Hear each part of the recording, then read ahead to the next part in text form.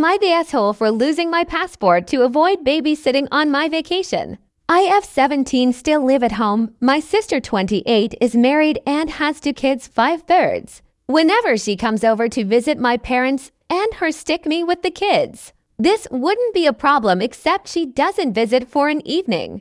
She will come for a week, and for that week I'm an unpaid nanny. If we go out to a restaurant, I have to entertain them because my mom needs to talk to my sister. And Bill.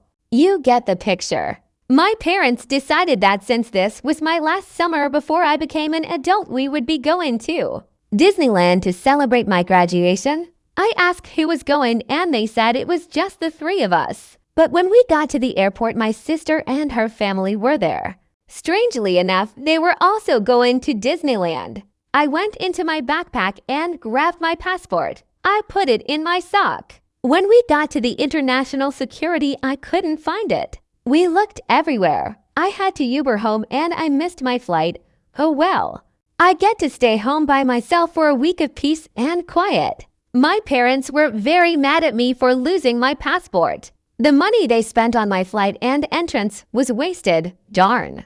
My mom and sister have both been posting about how hard it is to be at Disneyland with 2 little ones. They both posted that I ruined the vacation by being so thoughtless. My dad says he knows why I did and he understands, but he says I should have let him know so he didn't waste money. He said he would have gone along with my ruse. I feel bad about wasting money, but I have been to Disneyland before. And I will go again later by myself or with friends. Am I the asshole? Comment below and subscribe for more.